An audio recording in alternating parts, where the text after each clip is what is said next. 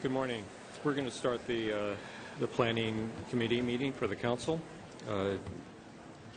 We have one item on our agenda today. Along with me on the committee is Roxanne Murphy and Jean Knutson. The item is a briefing on a draft ordinance to establish a rental registration program. Before we start with a staff report, I want to talk to the audience just a sec here. Normally what I like to do in chairing committee meetings is to make public comment, public input available. It depends on what happens today, whether or not that will occur today. I think that the committee council members will probably have a series of questions for our staff in this proposal. And it's going to take, I think, a little bit of time for the mayor and the staff to present the proposal. So I am uncertain whether or not we will have any sort of public input into it. If we do, this is what I want to ask of the people in the audience that are providing any sort of public input right now, is that it really is input to this proposal. I don't think it's going to be constructive right now in a committee work session to have comments associated with I don't like this or I like this or you know, we shouldn't be doing this at all. Those types of comments, I think there are other venues for that as far as public comment for the entire council. I would imagine that if this does get recommended by the committee to the full council, that I would imagine that we will have a public hearing on it. That would be the time to go and have, you know, to have those types of public comments. So with that, what I'm going to do is open up some opening comments by the mayor and let her introduce the staff members that will be presenting for today's presentation. So, Mayor, you're on. Thank you very much, Jack. This morning we're going to present the draft ordinance that the council requested, I think, a year ago. I'm thinking. Do you remember when it was? About a year ago that we said we put in the 2014 work plan, and we've had numerous work sessions on it. I think we had a lot of information from Mark Gardner, your staff, and we appreciated the principles that Mark came up with about making sure that we're doing it as efficiently as possible. There were other goals he had too, but doing it as efficiently as possible, doing it as cost effectively as possible, and focusing basically on people that are not living up to their responsibilities as landlords. So that was, with that in mind, that's why we put together the plan we did. Obviously, I understand that public health and safety in our rental units are very important because so many people in our community are renters. And because of that, we want to make sure that when they go into a facility and they're a renter there paying their rent, that the public health and safety regulations are being met. Having said that, I actually believe that the majority of people who rent their properties are responsible and take care of their rental properties. That's an investment for them, and they obviously want their renters to stay, and renters stay if it's a good place to live. And so I guess I'm glasses half full optimistic, which is all why this ordinance was put together as it was.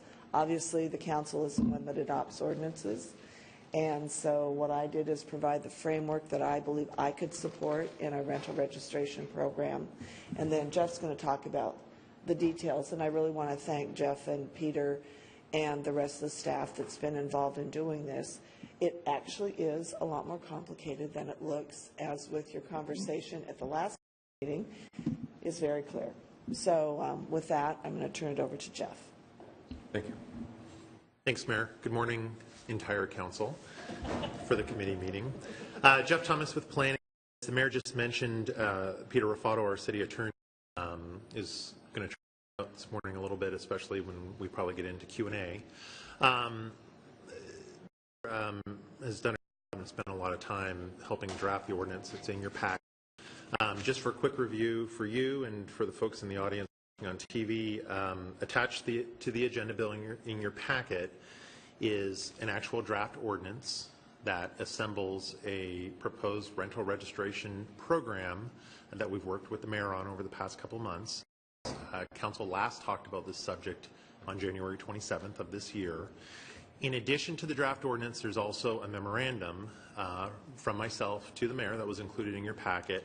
It really just builds off of and updates perhaps the memorandum that was in your packet back on January 27th. As we've moved through the last couple months, the mayor asked us to put together a draft ordinance to help guide future discussions on this subject and put forward something that the administration is comfortable with. So I'm going to generally work off the memorandum that's in your packet. I'm going to try and keep it fairly high level and hit the important highlights, and I'm sure there'll be lots of Q&A. Peter and I and Jim Tinner, our building official, has joined us this morning. We'll do our best in answering questions that you may have this morning. Some questions we may need to go think about a little bit and maybe do a little research on and come back at a future session. So with that, I'd like to jump right in. To review, the mayor mentioned it's been about a year since council gave some direction to allocate some staff resource in the 2014 budget and bring something back. That was actually June 17th of last year. And what council did on June 17th last year was vote to request the mayor to allocate resources in the 2014 budget, including staff, to develop a program or comparable activities to educate and enforce health and safety standards at rental properties in Bellingham. Subsequent direction was provided that the goal of the program is to ensure that all rental housing in the city meets specific minimum life safety and fire safety standards. That was direction from council in June of last year. In addition to that, there were some guiding principles that were discussed with council. Council staff had initially brought those forward as part of research that was done with rental registration programs elsewhere throughout the state and throughout the U.S. There were 4 key components and guiding principles, and these are also outlined in your memo. And the mayor has generally touched on all 4 in her opening remarks. Keeping program fees flat or as low as possible. Starting the program in balance with fees, perhaps using a phased approach. Perform a small sample of annual inspections as a management control function. And utilize existing resources to focus on compliance to the greatest extent possible. Those were the key components presented to council. They've been discussed a few times. Staff believes the draft ordinance that's been assembled, that's in your packet, meets those 4 key components and guiding principles, and also meets the overall purpose directed by council last June. So with that, what I'd like to do is move through, generally speaking, as the memo in your packet breaks down, a couple of sections: administration, compliance, auditing, and then we'll talk a little bit about education at the end. I'll move through each of these 4 sections and go from there. So with administration, we've spent quite a bit of time actually in the past 6 to 8 weeks trying to work through knowing the general framework of what the ordinance was going to look like as we started crafting it, trying to figure out exactly how will this be implemented in the most effective and efficient manner possible, consistent with the guiding principles. We're still working through many of those details. We are investigating some options in terms of using existing software to be able to do this. That's obviously going to help keep the cost down. And we have staff that have knowledge of our existing software packages right now. So we are looking at that. That takes quite a bit of work to work through those details. But we're working with finance, we're working with legal and other departments on that. A phased approach, I just mentioned that in the key components and guiding principles. We've got, and we don't know the exact number, but we estimate it's somewhere around 13,000 properties that are rental properties in the city. We obviously can't have 13,000 different properties being registered all on the same day and time. So we are looking at a phased approach in 2015 to having rental registration occur.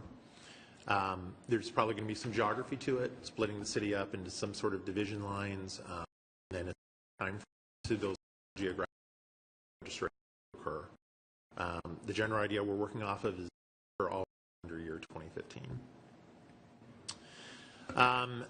Exemptions.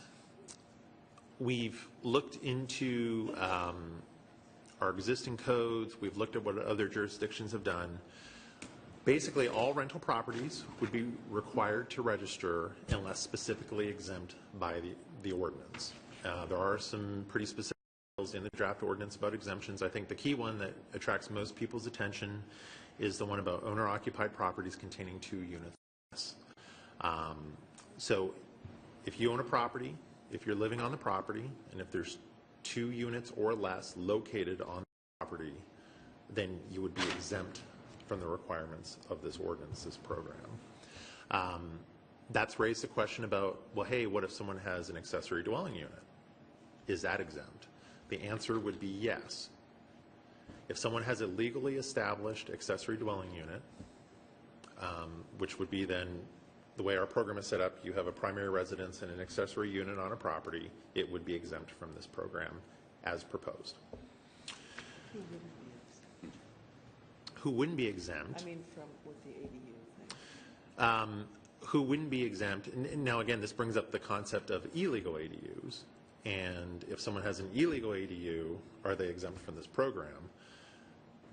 If you have an illegal ADU, you have a whole other subset of problems to work with us on. So, rental registration, I don't think is the first priority. It's getting enforcement provisions done, and if we're able to get you compliant with our existing code, and then worry about how this applies from there. Okay. One thing we have not worked on yet is the questions have already come up about what's the fee going to be for a rental registration. We have not worked on that yet. The goal is to get the framework of a potential draft ordinance in the works, and then Council will need to, by resolution, before the program takes effect, pass a fee resolution for what a rental registration fee would look like, and also an accessory component of that would be an inspection fee. If someone elects under the program to have the city do an audit inspection of the unit, we'll need to adopt a fee of what that would cost for them to have the city to do it. There is an option, which I'll talk about in a few minutes, about who can do an inspection on a rental property. So there is no fee information in this ordinance. In administering the ordinance, something we've looked at to help everybody out, and this kind of actually fits into education and outreach as well. We want people to know that they are potentially going to rent it on a property that has a valid registration. So there is a component in the ordinance that does discuss posting a copy of the valid registration in each unit on a rental property. We think that's a really important component of this, and we think it would, in terms of administration, will help streamline some of the administration. People will be able to see for themselves on a rental property inside the unit a copy of the valid registration, saving calls to City Hall, staff responding, and so forth. So the final thing I'll touch on in administration is, and Peter and I actually have talked a little bit more about this just as recently as this morning. There was discussion with Council, earlier discussion about a sunset provision for the ordinance unless specific subsequent action was taken by Council after a certain period of time. So we have crafted a 3-year sunset provision in the ordinance. I think the idea from staff, and we may need to clarify this a little bit if this concept gets further traction, is that it would be from the effective date of the ordinance, 3 years from that date. So, okay, that's what I wanted to cover in regards to administration. I'm going to move on to compliance at this point. In regards to compliance, it is a penalty if you do not register your property with the city under this program. That's the whole point of having the ordinance. It's a requirement. We've gotten some feedback, some preliminary feedback from the outside about the notion that it's a criminal penalty. Someone might go to jail if they don't register their property. That, in fact, is not true. It is a civil penalty as drafted in the ordinance for failing to register your unit. In regards to compliance in general, and again, we've had some feedback already on this, it is like our current code compliance system for the entire city with all types of uses, all types of structures. It's complaint driven. So someone reports a potential code violation, we investigate, we move it through our existing code compliance framework. And that's something that staff has talked to council about going back to work sessions last year as well as earlier this year in January. So that has not changed. We would use our existing compliance system and move it through with non-life safety type violations. It's a 3-strike system more or less where we try to achieve voluntary compliance first. We move to strike 3, which is a little bit more heavy-handed, or strike 2, excuse me, and then strike 3 would be when we turn it over to PD and we go down that road of an order to correct. So with violations that are an imminent threat to life safety, those go straight to more or less strike 3, which is the order to comply. Just to distinguish that. Non-life safety, life safety. Okay, let's talk about registering. So, what are the requirements to register to be compliant with the program? There will be a fee, as I've already touched on, yet to be determined. There will be some sort of form or template. If we have an online registration, it will be a template people will be able to move through, or they'll be able to come in and do more of a paper version or something. So there'll be some sort of form with key contact information. The mayor and I did attend the MNAC meeting on Wednesday last week. Council members Weiss and Murphy were there to listen in, and there were some really good questions and input in terms of what that form or template should have on it in terms of requiring information for a rental property registration. We're going to take that input and really give that really good consideration. And then there would also be, for the initial registration and then for annual re-registrations thereafter, there would also be a declaration of compliance. So the owner or the authorized agent filling the information out will need to look at the checklist. And I'm going to talk about the checklist in a little bit more detail here in a moment. But we need to look at the checklist and say, yes, my property complies with all the items on this checklist. If it's online, they would check a box before they hit submit to send in their registration to the city. The idea with this checklist is that we want to have everyone speaking the same language. We want to have everyone looking at the same information, whether it's city staff, whether it's an outside inspector, whether it's an owner, an authorized agent, or whether it's a tenant or potential tenant. We want everyone working off the same set of standards, easy to understand, in as common as language as we can break code requirements into, so we're all seeing, hearing, and talking the same thing. We don't have a draft of that checklist yet. Part of it's going to depend on where this potential draft ordinance goes, in which direction, but we do have our building official starting to work on some samples of items that we'll be able to bring forward here in the not too distant future, so you can start to see how this big web of complex building codes translates into straightforward items that we can put on a 1 or 2 page checklist for people to understand. That checklist will be available in all sorts of different forms and fashions through our Web for Education. It'll be available as part of the registration process.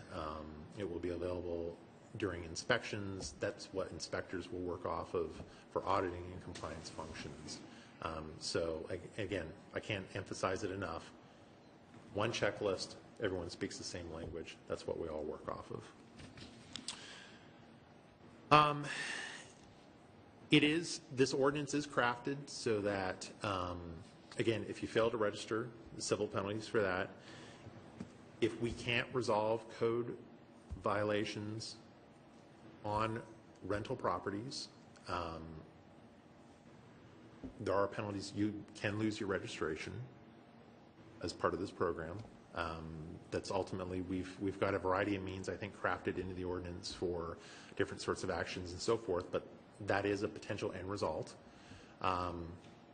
If you do lose your registration, this ordinance is drafted so that if you do lose your registration due to a code violation, an inspection of the property is required to be able to reestablish a valid registration.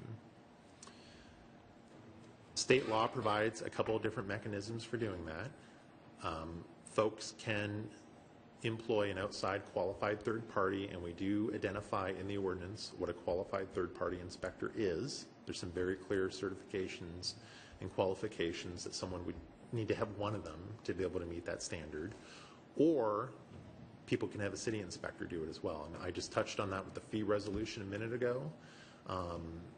We will need to establish a fee for that type of inspection as a service provided by the city. This is a bit of a change from January. In January, we had laid out inspections would be done by the city. And as we subsequently found out through research, we have to actually provide that choice to people. So we will provide that choice, and this ordinance provides that. Okay. This kind of ties some of the compliance talk that we just went through ties actually into auditing in terms of qualifications of inspectors, the choice to have a private inspector versus a city inspector come out. The auditing component of this is similar to what was laid out in the memorandum in January at your council meeting. We've got a 1/2 of 1%. So if you do the math, 1/2 of 1% of approximately 13,000 properties is 65. So there would be 65 properties selected annually for audit inspection. The whole point of the audit is to give us an idea of how we're doing. How effective is the program being? We want to know that. We want to be able to measure it over time. There's going to be other ways of measuring as well, with complaints that are coming in, received, cases identified as actual code violations and resolved. So we'll be generating data along the way. But we believe that this is another important component of generating that data to give us an idea of how effective we're being with this program. There are some provisions, again, in state law for properties that have multiple units on them. There are some limits to the number of units that can be inspected on a property as part of this type of program. So we've got detail, and we'll be able to discuss that more with you as we move along. Again, audit inspections, just like compliance inspections to reestablish registrations, would be based on the checklist, the published checklist of standards.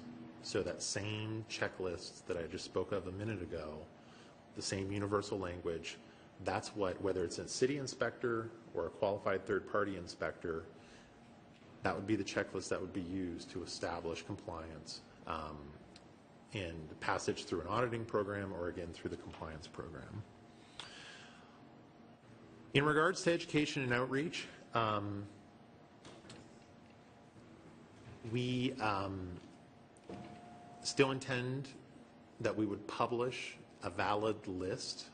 The notion of biweekly, it's going to be a fairly fluid list, especially when we have a phased registration. So annual rental registrations will be coming due throughout the entire year if we go through that length of a period for initial registration. So the actual active list is going to be fluid. It's going to be changing weekly. So we've identified a bi-weekly, twice-a-month basis that we would update the active rental registration list that would be published on the city's website, and people would be able to access that to see if a unit has a valid rental registration or not. A property has a valid rental registration. So in regards to other education outreach components, the published checklist I've spoken of is going to be central in those efforts, but in terms of getting out to the public, out to Western with other types of information, we're going to be working on that throughout 2014 in preparation for rollout of a potential program. That's not part of this ordinance, but we will still be working on that as we move through time, and we'll be updating you on what those efforts are. So we're obviously going to have to do some education in terms of initial rollout of an ordinance if it passes, and preparing people for that for implementation. Yes, thank you. And also what hasn't changed since January is tying in how we're doing and the auditing of the program and updates on education and outreach. We identified spring of every year then we would have the administration do a report out where the mayor would come and brief council on exactly that. How has the program performed during the previous year, present some key measurements and statistics, and talk about any necessary changes moving forward. So with that, that's an overview. Following generally the outline of the attachment in your packet. And Peter, I don't know if you have anything you'd like to add at this point, but Peter and I and Mr. Tinner can certainly answer questions you may have at this point. Peter, do you have any comments? Yeah, all I would say is that the draft ordinance was really pulling from a lot of different sources. As it states, it's draft. I already have a couple items, even from our conversation this morning. For example, the date of the sunset provision. So I'll be maintaining a list for additional things to look at as it comes up. Sources include council's previous key elements, as council put forward in previous meetings, taking a look at other jurisdictions, notably Bremerton, City of Bremerton, City of Montlake Terrace, City of Seattle, and then weaving in state law and our existing code provisions. So that was the basic exercise that I went through, in a lot of dialogue with planning. Primarily, we'll be working with the police department and their code enforcement officer too as this progresses. Thank you. One of my opening comments to the mayor is that the complexity and the thoroughness of how this ordinance has been prepared and the work that's gone into it. I just want to congratulate you on your staff of their willingness and their ability to go and put together a pretty good first draft. I think that there's going to be different discussion points, and we may end up having some changes. But at the same time, to throw this out here as an initial piece of work, I think you guys did a great job on it, and I applaud you.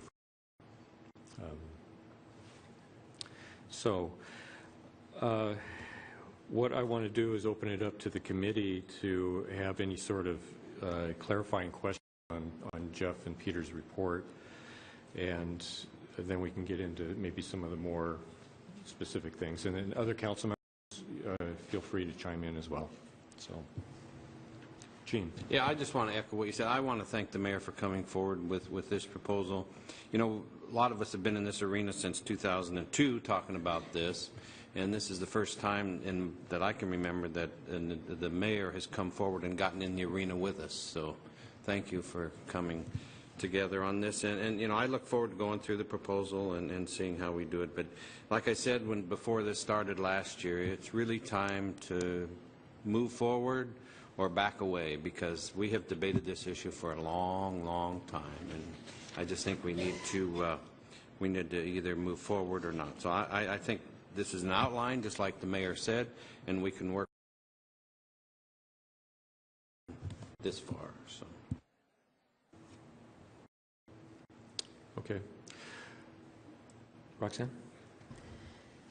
I just wanted to say that my biggest concern for our community is the side of the life, health, and safety. And so to me, that's why the biggest component of this that matters to me and should matter the most to our community is that exact side. That's why I really hope that we can get a simple phone number that people can call if they're a renter and they have specific concerns about their property. I'm not trying to put the onus on the renters, but they are our eyes on the street who can help us understand exactly which properties really need to be looked at. At the same time, I really hope that if we have issues with specific properties, let's look at the other properties that that individual manages or owns, and let's see if we can prevent those other issues from happening, because those will be great indicators. My general concern at this time, though, is, how will we be doing outreach about this? The last thing I'd want is, for example, a family that has to move because they found a job somewhere else. They desperately need to rent out their house because they can't sell it for the price that they want or need. They maybe don't read the newspaper because they're busy with their family. How are they going to know that this even exists as a requirement?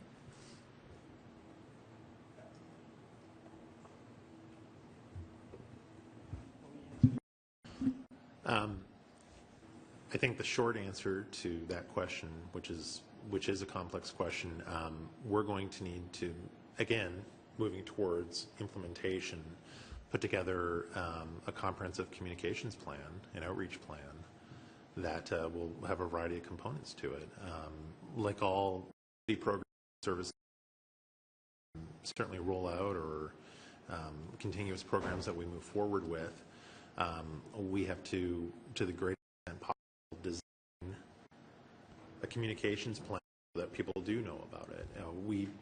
Some people slip through the cracks, and we have to backtrack sometimes. But you're right; that's a really great question, and that will definitely require some work. As a framework of consideration for the council of this program moves forward here through this year, that's a parallel and a very important parallel that we're going to be spending some staff time on. Thank you. Oh yeah, and just quickly in regards to the phone number. We do have that number already. I imagine we'll be using our general permits center number, which is where we take code violation calls and questions currently. Part of so.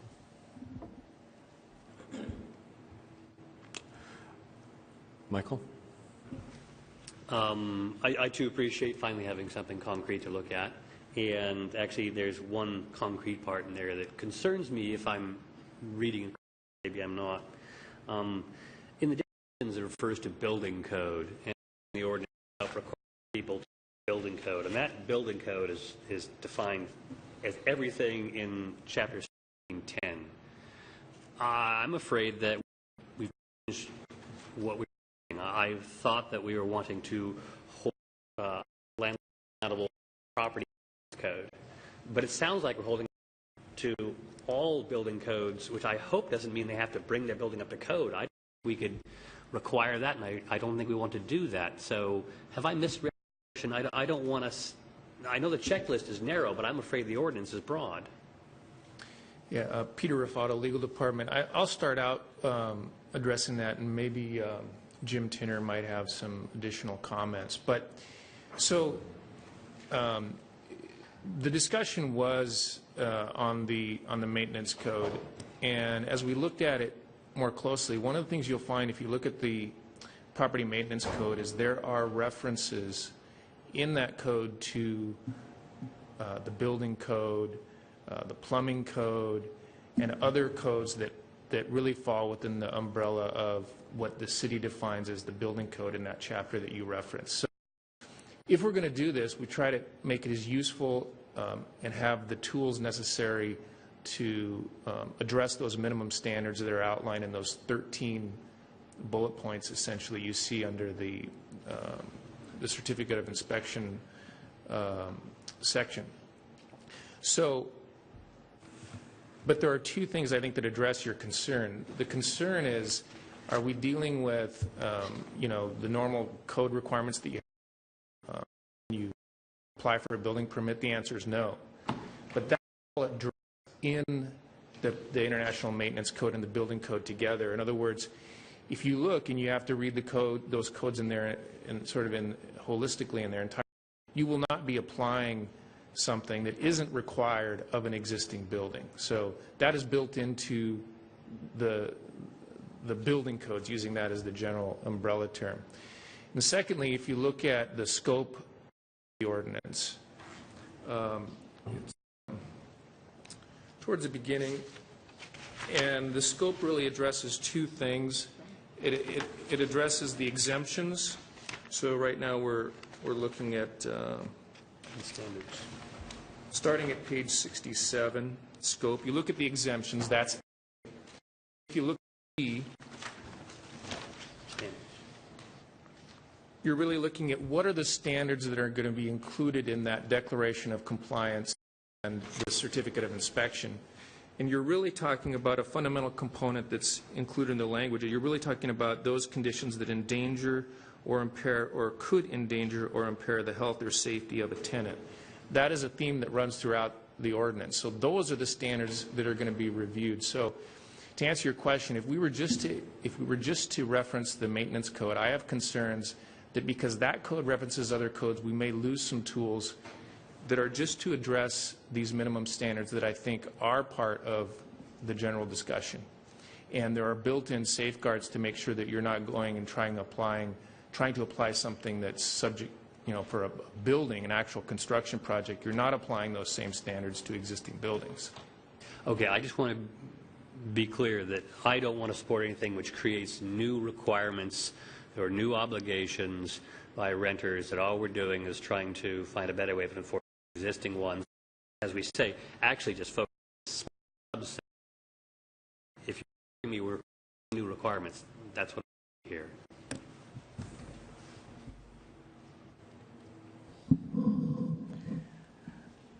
I don't believe there's no code requirement increases that are part of this, which is why in the ordinance you don't see a whole lot about codes. However, there are new requirements in that you have to register, you have to do the, guarantee you have the inspection, and you have to, you are subject to an audit. So there's new requirements, and the council basically directed us to write the ordinance that would look at what, Michael, you just said, which is increased enforcement of the existing codes. I guess I have a follow-up, and maybe you could answer this. Is that when is the trigger to a grandfathered unit to upgrade to more contemporary code issues? Good morning, council members. All of the adopted, we'll call them building codes. There's building code, mechanical code, plumbing code, fire code. All of them have an administrative chapter in them that we have consolidated here in Bellingham into our construction administrative code. And that's done by ordinance. All of those have a clause that says a legally established use can be maintained in perpetuity. So that's your grandfather clause, that unless something becomes so dilapidated that it's considered as dangerous or unhealthy, none of those enumerated codes apply retroactively. Okay. What would happen in a situation, I don't know, I just pick something that you can just address or not.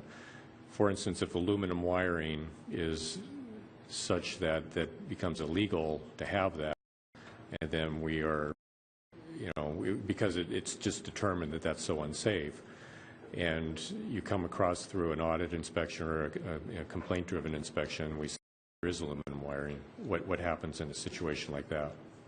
Well, aluminum wiring on its own is not illegal if it was legally installed to begin with. And of course, as you mentioned, you can't install it in a new building. So that example really wouldn't come into play unless it had become dilapidated. Say its insulation had been worn off, it had been modified in such a way that it could create sparks. But if it was legally installed and maintained, it could stay there in perpetuity. Okay. Terry? Yeah, I've just got a question, comment relating to exemptions, particularly the accessory dwelling units. I know right now under code, detached accessory dwelling units are But I also think the administration is moving forward in their work plan the idea of allowing accessory dwelling units in single-family neighborhoods. With this, it states those would be exempt.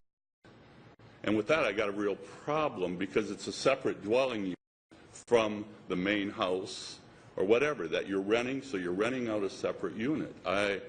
And knowing the conditions of some of them in our neighborhood that the city never goes to inspect when complaints are there, a lot of them, aren't up to snuff. So I really think those need to be covered within, if this is that the accessory dwelling units, particularly detached accessory dwelling units, need to be registered. And I wouldn't vote for anything less than that. Got some other problems that will come up with this, but with that one, I want to make sure that that's addressed because it's been an ongoing, and if the administration is going to be looking at allowing more of these, then they should be required to register so people and can be inspected. So maybe following up with that, Terry, if I could have Jeff, could you maybe spend a little bit of time, because you had quite a bit of discussion at the Mayor's Neighborhood Advisory Commission meeting last Wednesday. Could you maybe touch on some of the issues, such as what Terry just brought up, but and also some of the other ones, just to give the council flavor of what at least a small segment of the community is talking about? Yeah, there was quite a bit of discussion at MNAC last week, Terry, to that exact matter that you just raised. And again, I think from the staff perspective, with legal ADUs, we know where those are in the city because they have to be registered with us.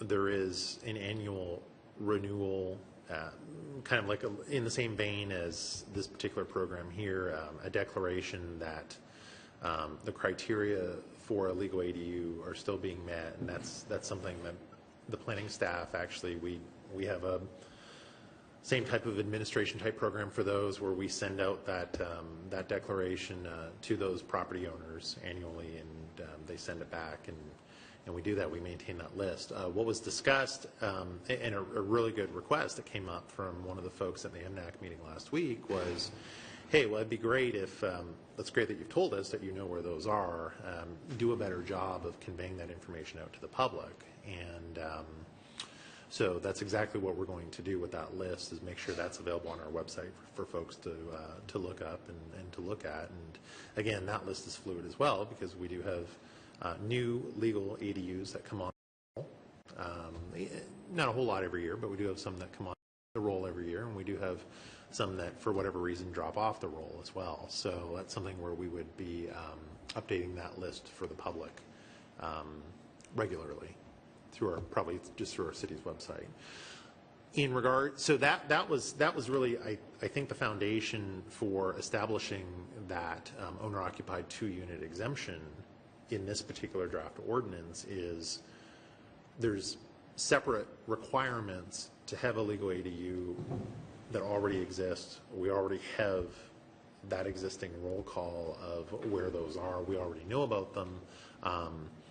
We could certainly, again, incorporate that information into a valid list of overall rental units for the city, but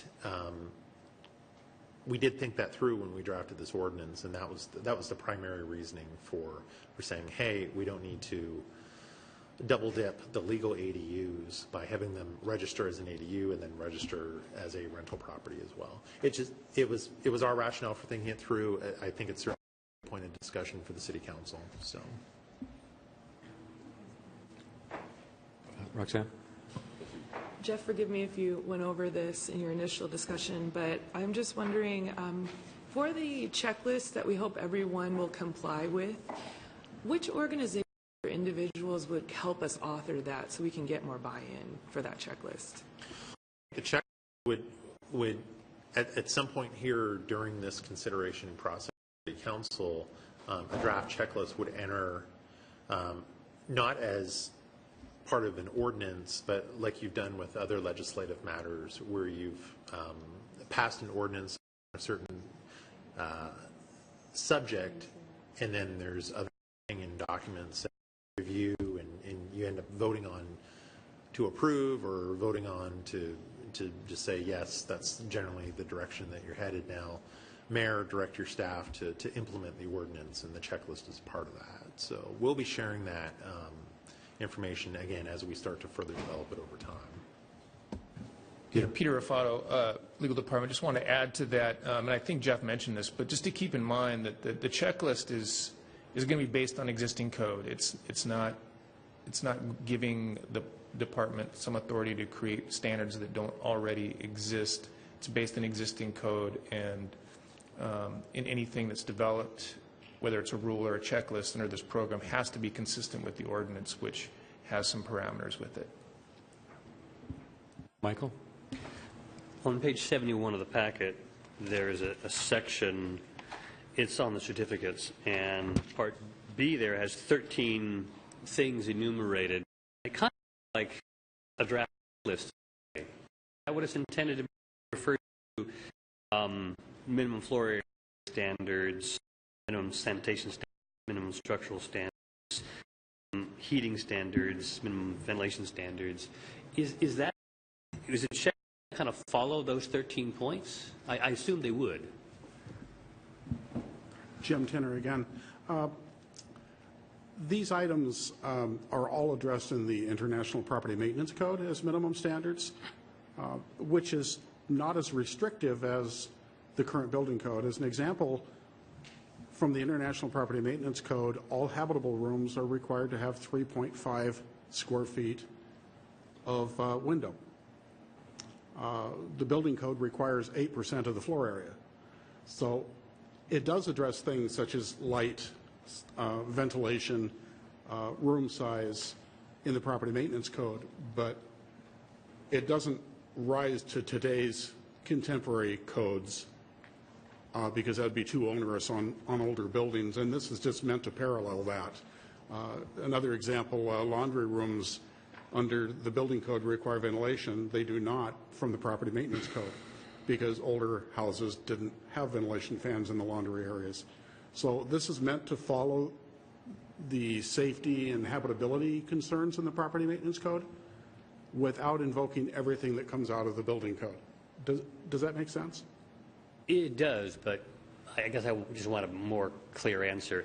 Is the checklist probably going to resemble these 13 items in some way? It will be more comprehensive. More comprehensive. Yes, and there are some things that we intentionally did not put in here. As an example, there are tall grass requirements from the property maintenance code, and you'll see that is not listed in here. So it's meant to limit the sort of things we're going to look at to those real habitability and safety issues and not some of the more aesthetic issues that are in our other codes. Terry? Yep. I'm going to go back to the question of the ADUs and the carriage house things. One of the example that you gave, since where they are for their with essentially this about rental registration is about safety. Are they then, if there is a complaint, you attempt to bring in the detached ADUs or the carriage complaints about that structure, are they under your current registration or whatever, are they subject to the same inspection requirements and allowance for inspection, or is that, They would be code violation complaints on existing legal accessory dwelling units would be treated in the same manner as all other code violation complaints, treated in the same manner currently, okay, and subject to the same framework of compliance that I described not only earlier here today, but in other discussions in the past as well. So So we they're just not don't subject to ignore the those same- complaints. What? We just don't, because there's no logic saying because they're not part of this, then we're going to ignore complaints on existing ADUs. ADUs will be, it's the same framework of code compliance. They would move through that same process. And we already have the code compliance with the rental units now. That's So the structure. I'm wondering, why do we need this then, if that's what you're saying, other than to have the names of them?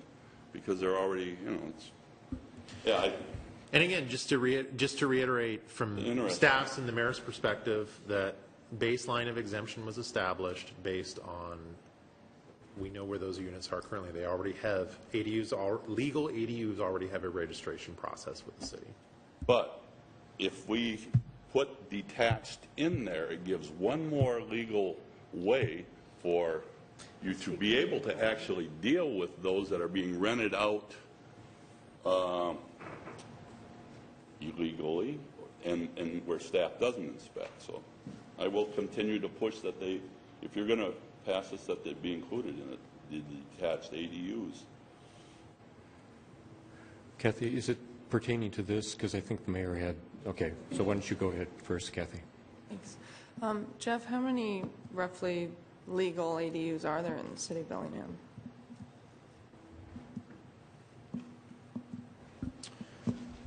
I will need to double check the current count. You That's double check the number I'd be happy.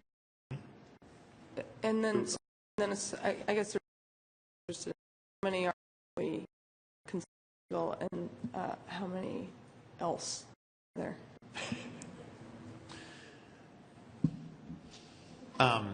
To answer your first question, because I was trying to take some sign language from the back hallway, we have approximately 100 legal ADUs. Okay, and then do we have maybe a known or guesstimated universe of other ADUs? I don't believe we have any sort of roll call of count on other possible situations, ADUs out there. Mayor. Thank you. Well, I believe that the issue about legal and illegal ADUs feeds into this ordinance, and there's a lot of neighborhood concern about adopting something like this before we deal with illegal ADUs. And so I think that the council deserves us to come back and talk about what strategy or what we think should happen with that, because I guess I wouldn't want, both issues have to be resolved, so I wouldn't want the public health and safety issues to be held up by the illegal ADU issue. If we need to deal with both of those, which if something's illegal, I believe we do, then they should move forward together. And so I appreciate Terry bringing up that concern, especially for his neighborhood, but it's not just Terry's neighborhood, it's other neighborhoods too.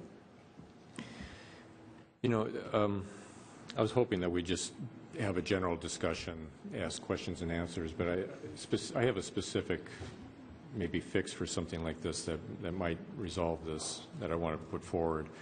And that is that the ADU issue, that people that have ADUs, that they register, but they don't necessarily have, they're exempt from the fee component of it. But as part of the registration itself, that they have to do the self-certification to ensure that once a year that they've looked at their rental unit, that they are self-certifying that it's got the health and safety issues associated with it, that they would be exempt from the fee, and they would also be exempt from the audit inspections, so that it wouldn't get part of that pool of audit inspections.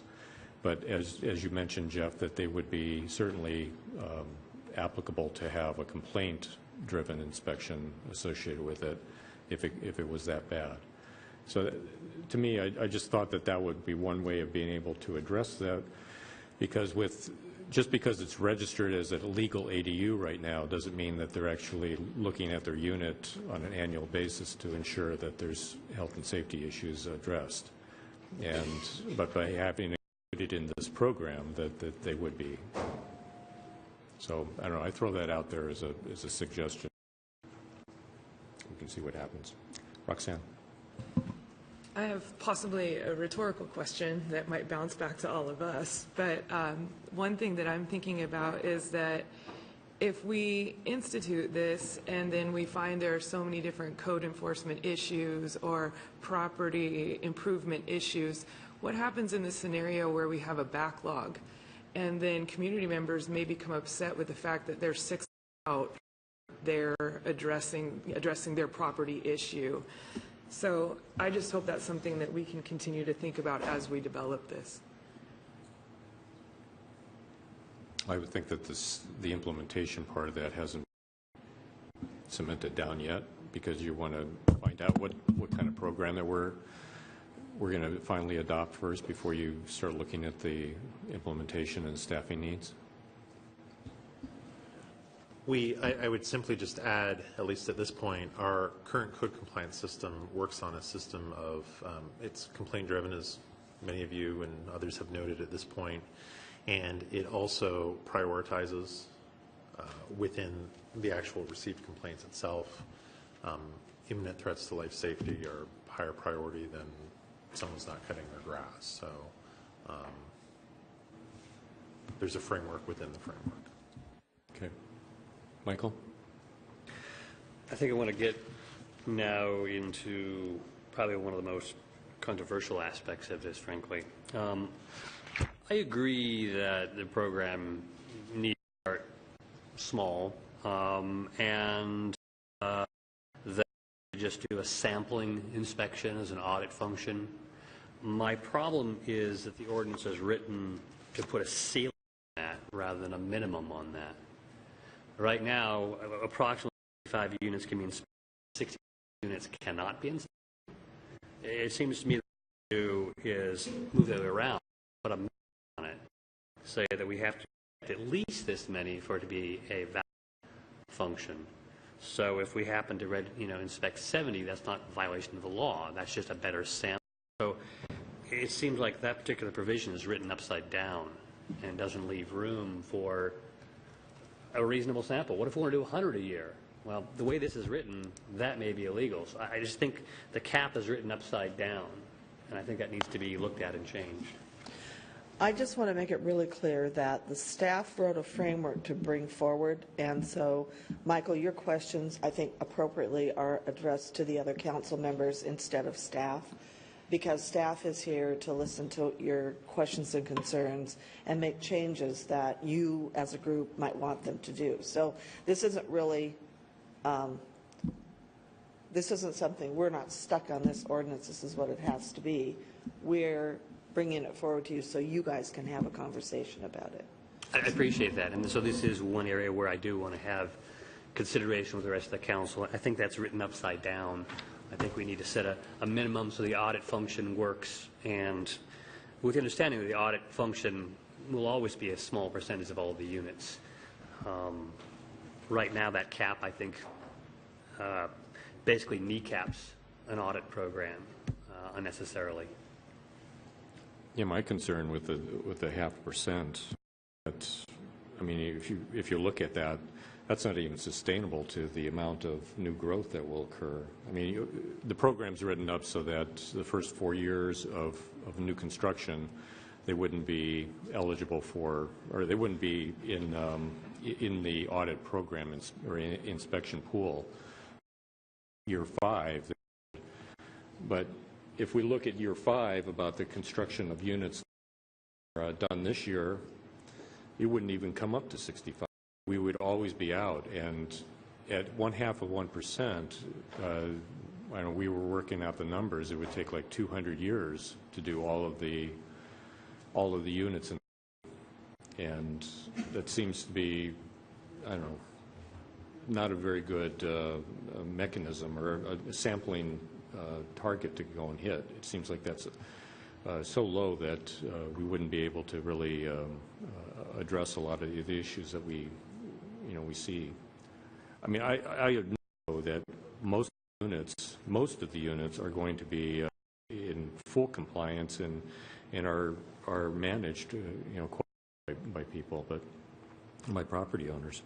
But in order to make the audit protection effective, I think that we need to have a large enough sample size. Other questions? Okay. I had some specific questions, I guess. Jeff, you had mentioned this three strikes concept. How exactly would that work in light of saying that a registration actually would be revoked? And I didn't actually see that specifically laid out in the ordinance, so it seems like that's an administrative thing that's going on. Yeah, Peter might be able to better direct you to the exact section, but when a complaint would be received, and again, we move then a complaint through our existing structure of code compliance. When we get to that final step where we just voluntary compliance, the slightly heavy hand, and then the heavy hand, it's just not working to be able to remedy a violation. At that point, one of the tools would be that a registration would be revoked. So there is language in the ordinance that does discuss that. I think the way this has been crafted is we've got a multitude of different tools that we can use to achieve compliance with properties where we're struggling to remedy those violations. To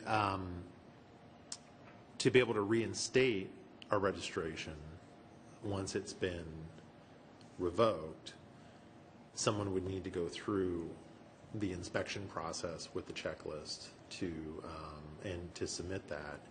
State law does provide the requirement where if an inspection fails, those results have to be conveyed. So whether it's, obviously, if the city's doing it, we have record of it. If a private inspector is doing it, those results have to be sent to the city. And again, any items from the checklist have to be remedied before then a registration would be able to be reinstated. Okay. Kathy? If the registration is revoked, is there a corresponding consequence to being able to actually rent the unit in reality? Yes, and that's if you don't have a valid registration, then there should not be a rental unit. But what if there is? I mean, do we monitor that then? Send BP out? We go through, and a specific unit could be tagged "Do Not Occupy." That sets in. Maybe I defer to Jim to talk about that a little bit, but that's a process that we currently use for properties in the city, regardless of whether they're rental or not. Okay. One second, Peter. As a consequence of that, what are the consequences or impacts to herself? I mean, do we have any provisions like some other municipalities of, relocation costs, or is there any other assistance to the renter that is kind of, it wasn't their fault that the place was red tagged? Yeah, that's actually been a matter that we've come across a few times here just recently, independent of this ordinance, where we've had properties that we've had to red tag, and there's existing tenants or people occupying the property, and this ordinance does not provide for anything specific to what, Jack, you just brought up. But that's a concern of ours. It's certainly a concern of the mayor's, and again, we've had a couple of those situations pop up here over the last few months, and to the greatest extent possible, recognizing that there's some risk on a specific property, we try and work with the people on the property and transition off the property. in those situations. It's definitely a concern. Peter first and then Mayor. So getting back to the question on the 3 strikes. So in the code, as currently written on page 75 of the packet, there is a correction noted prior to enforcement and state strikes. But, you know, and Jeff can correct me if I'm wrong, but really he's articulating what is really a current practice. This is a memorialization of that requirement as a matter of the ordinance to give notice prior to going to specific enforcement. So I think it's true that in terms of the actual number of strikes, there's some administrative practice that's incorporated into that statement, but the ordinance does provide for that. On the what happens with a renter if there's some enforcement, one of the things that we've attempted to do is give different tools for different situations. So, you know, one option is to go a civil infraction route in lieu of revoking a registration. I mean, we've tried to address the fact that there may be situations where there is a tenant. Now, if it's, you know, imminent life safety issues, that's one matter. If it's more of a habitability issue, then maybe you don't go that route of revoking the registration. But at the end of the day, the RCW does provides for that's where the rental relocation assistance comes into play, if you meet the conditions of the statute. Okay. Let's see first, and then Roxanne. Just real quick. Oh, I'm sorry. Wait, time out. No. Mayor. Okay. Peter, is there a legal definition of imminent life and safety as habitability issue when you're saying that? Is there, like, if the wiring is about to catch fire versus mold is growing? I think most of the principles for how you define that are in the building code. That's in the building code itself. Okay. That's what the maintenance code, I believe, correct me if I'm wrong, Jim, but that's the International Property Maintenance Code is designed to define, okay, this is what we mean when we say habitability, or this is, and then it goes through the different elements of the physical structure as to how that impacts habitability. Jim? The Property Maintenance Code defines dangerous buildings and unsafe buildings. Dangerous has a very specific set of standards, such as structural components that are likely to fail, structural components that are leaning.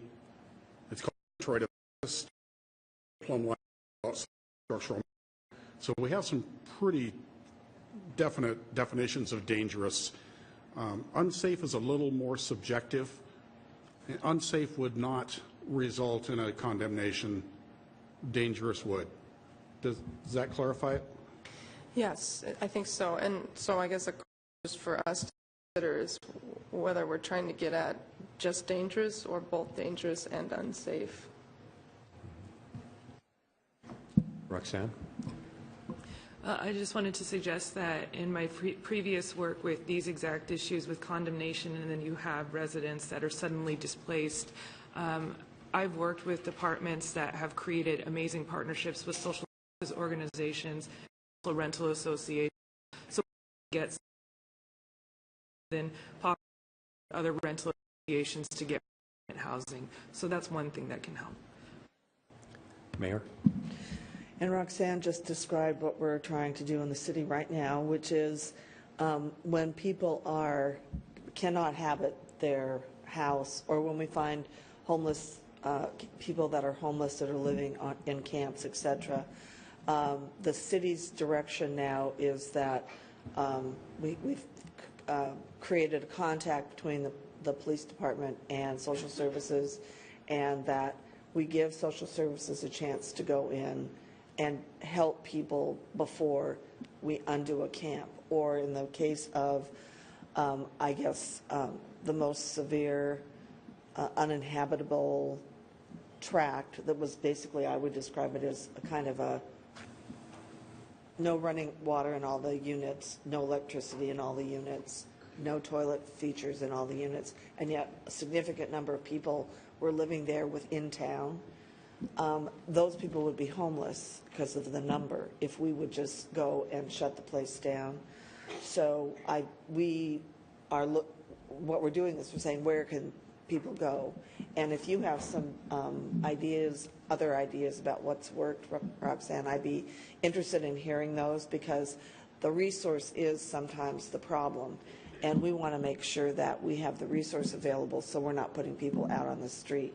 I also think that the goal of the ordinance is to protect people's public health and safety, and if something can be fixed, we shouldn't necessarily evict people, and I think that's what Peter was trying to describe, is the violation, the consequence should fit the violation, so that mostly we're getting correction, because we don't want to have a whole bunch of empty units, which I don't think we would anyway, but we don't want to have units empty.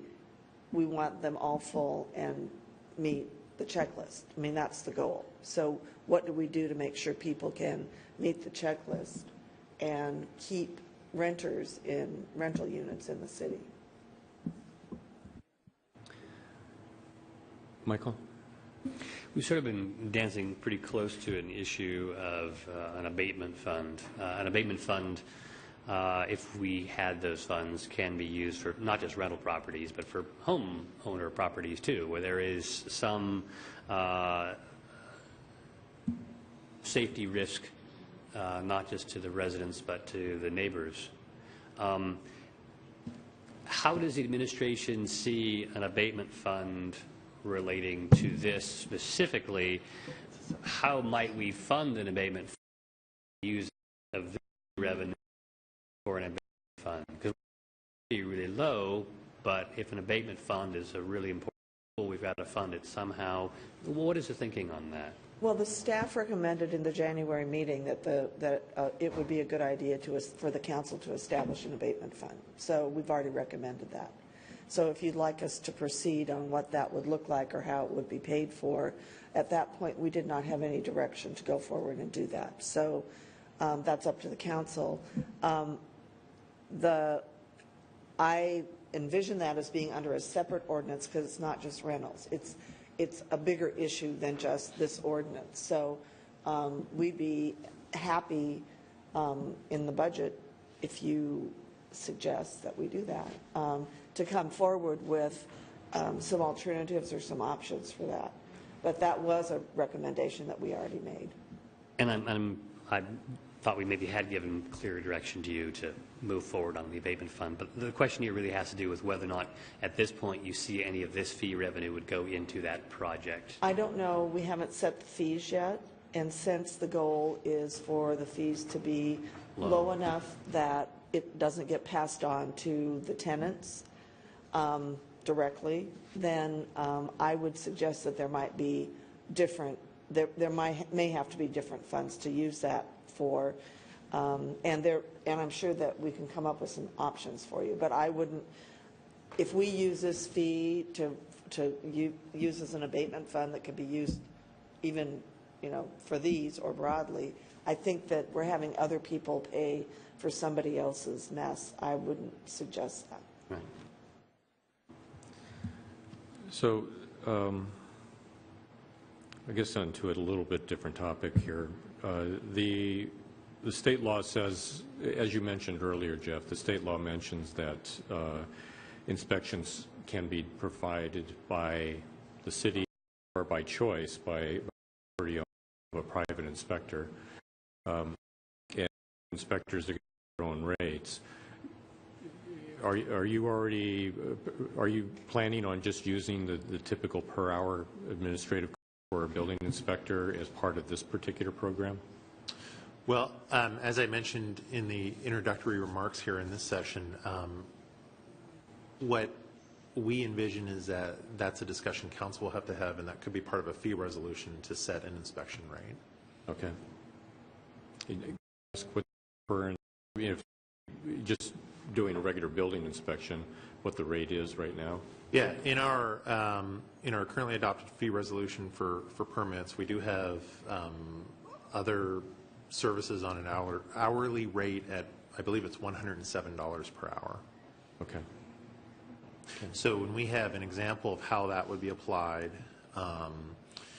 if we have a permit going through the building permit review process and the plan review monies have been exhausted because there's an inordinate amount of complexity or a continuum of correction we're working with an applicant on, our staff for that additional time, we may add on an additional fee at the rate of $107 per hour for work being done on that review, for example.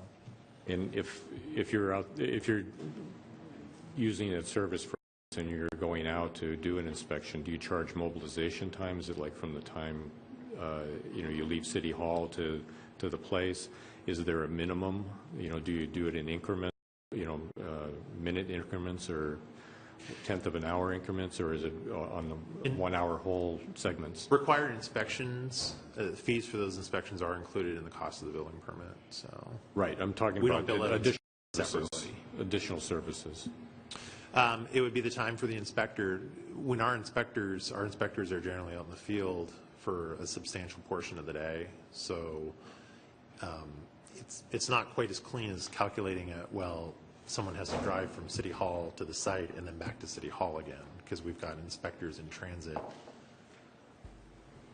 going from location to location throughout the day. So any additional inspection fees in that regard are calculated as part of their time spent at the job site, and transitory time is basically incorporated into our overhead. So, okay, Michael. I've heard, and I'm confused because I can't find it in here, and I didn't quite hear it in your comments. For those people who are part of the audit, the 65 or whatever units that are chosen, they're chosen for inspection. After being in the audit, would that particular inspection be covered by the program? no, the inspection would be covered as a cost to the property owner. I don't know. It seems to me that the audit function, the program should bear that cost. It should be built into the fee structure.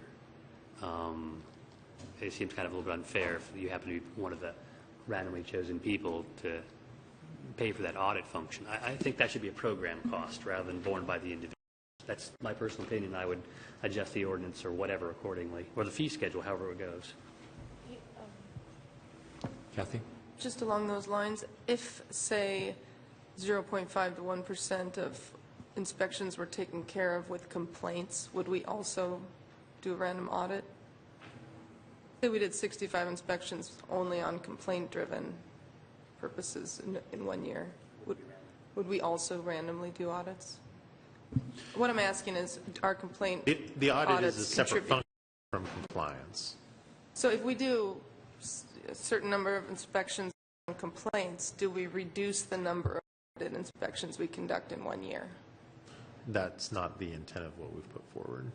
Yeah. So it sounds like it's additive. It's additive. They're separate. Yeah, interesting. Okay, my thought was that they total, so the ones that are complained about would be the first to get audited. Well, the audit needs to be random. Otherwise, if we inspected 65 based on complaint, our data would show that 100% of the units are failing, and that's not Sure, right. yeah, I understand So that, but how do we you make need- sure we're getting at the problems? Complaints are just on top of the audit. I think complaints have to be separate because the audit has a separate function. It needs to be random or it won't be representative and informative. So I think they need to stay separate. Well, so I guess I asked that then because if we change the fee structure based on what you're talking about, it changes that as well. Yeah. Mayor? Well, I think that's a conversation to have. We see the audit function and the way it was presented and being able to see how we're doing in general, not necessarily what the complaints are. Obviously, if someone has a complaint, those are the ones that we have to prioritize the complaints, and then there's the audit function. But we're open to doing it a different way. I think we also need to think about the difference between fees and taxes. Fees really are supposed to be based on something that you're getting, and taxes are general that you put into the general fund, you pay for general public services. So as we talk about the fees and what the fees are going to be collected for, I think we need to talk a little bit about what is specific to a property owner and what is something that the public should bear. That's not saying what the answer is. That's just saying I think that should influence what the fees are, so we don't assume we can just charge more and more and more fees when we should be putting, as I guess Michael suggested, maybe we need to be then putting different money into that if it's to benefit everybody. I personally think that most of this program is, much of this program is fee driven. But when you talk about gyms going out to do an inspection, then it really, the fee should be driven really by the cost of Jim doing the inspection, not a random number. So the randomized audit inspections, we had previous discussions about the fact that, yes, they would be randomized, but they would also be focused in neighborhoods or in or problem areas or problem businesses that might be really, driving this whole program in the first place. Are you talking about, you're proposing a randomized one, or are you talking about something that would have some flexibility where we could, maybe target those audit inspections more closely?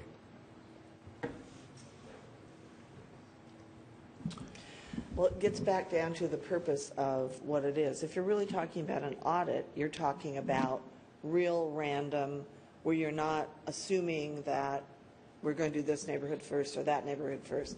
If you're talking about a limited yearly inspection program, then you're talking about something different. So in my mind, there's a difference between an inspection program and an audit program. So the audit program would be more overall, how are we doing?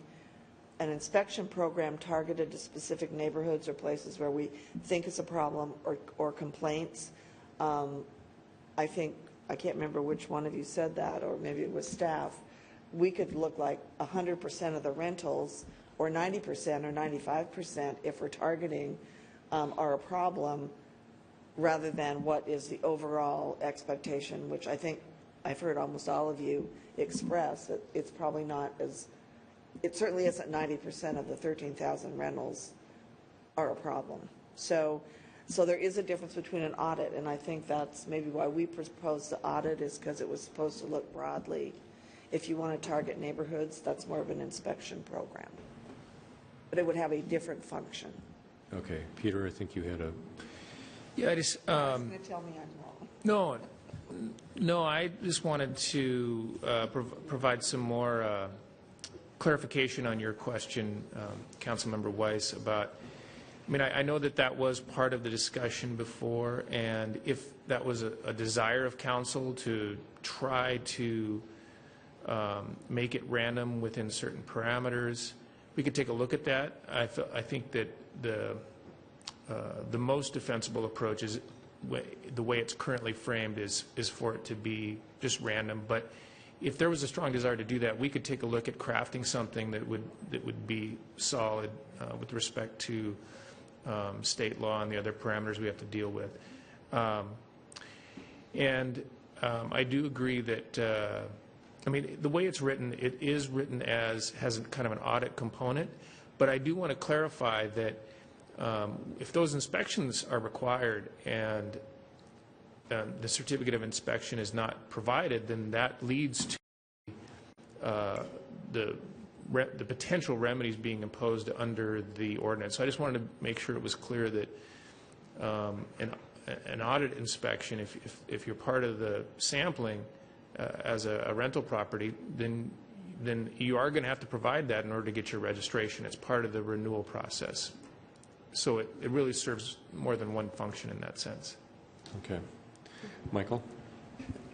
What you're talking about, Jack, it would be known as stratified sampling, where you can still do random sampling, but you predetermine category. I argue against doing sampling. I think tension would be met by a fully random But I think the audit function serves the auditing serves two functions. We talked about one of them. The one we've talked about is getting for the first time reliable data about the failure rate, about times the violations that are known to both landlord and tenant. That's important. I think the program needs that. But it serves a different function, which is just the sort of possibility that you might be one of the people who is inspected is an additional incentive to those few lax landlords to not be lax landlords. It's kind of a threat function that you may actually be held accountable. So, and that's why I think it needs to be also random. You know, that threat that you may be held accountable may be the goad that's necessary for the persistent few who have continued to try to skirt the law. And it won't be a threat to those who aren't skirting the law, especially if they don't have to pay for the audit inspection. You know, it'll be free to them and they'll pass it and it'll be good. Kathy? Do we have any meaningful information about whether or not this threat of inspection would appeal to the kinds of people that don't take care of their units? I think that's the theory behind most laws that are written.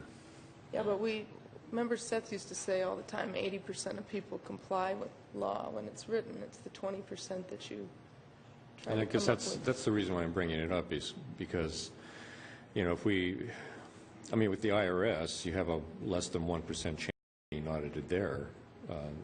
But if you're pretty wealthy and you're using a lot of tax breaks and various things, you know, your chances of being audited go way up. But a lot of people will cheat on their taxes if they think that their compliance rate is going to be less than 1%. But if there is a different mechanism in there, you know, you're not. I don't know. I think it would be different. I guess I would argue the other way, Michael, with that one. We can bring that up later on. Inky. I'm hesitant to have the city pay for the audits, but I also think it might be kind of unfair that people who are just getting randomly audited have to pay for them as well. So I'm kind of have a double-edged sword. The people who there are complaints, they get charged for an audit, and the ones that are randomly chosen, maybe there's a subsidized fee or some way to compromise that. I don't want the city to pay for it, but I also don't want the people who own the property who have done nothing wrong to have to take on that fee as well. So I'm just wondering if there is some sort of compromise in there.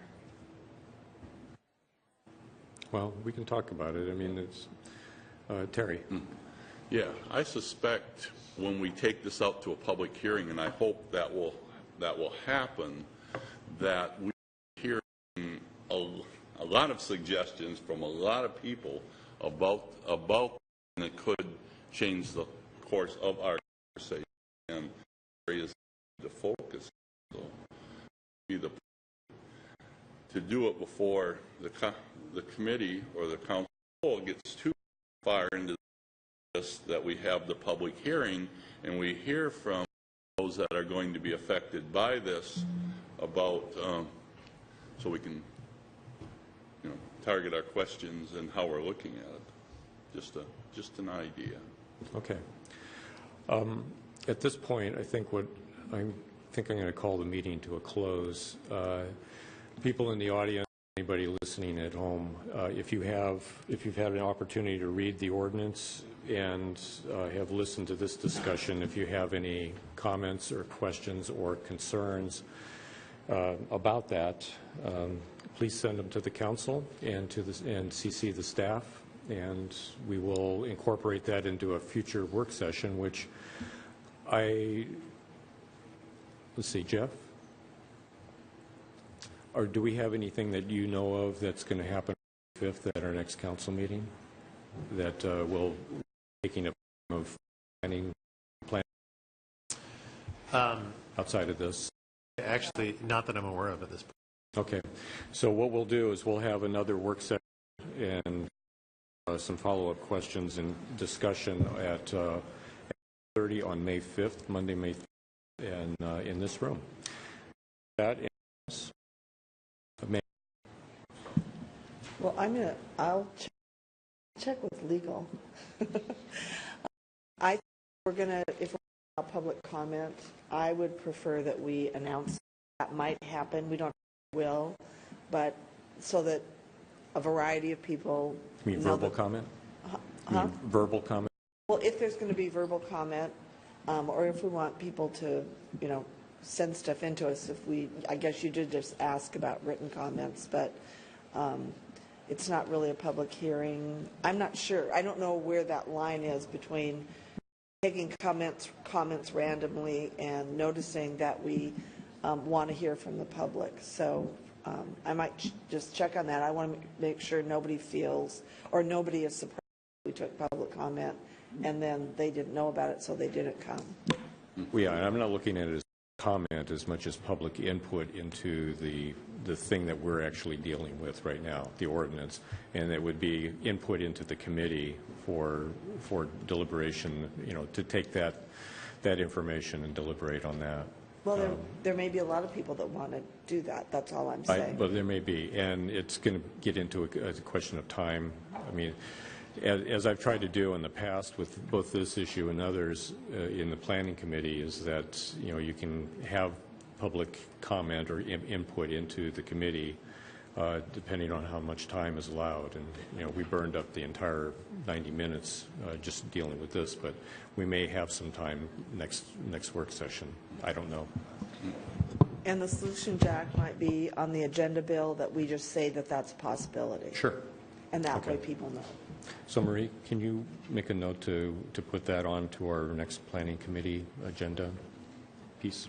Okay. With that, meeting adjourned.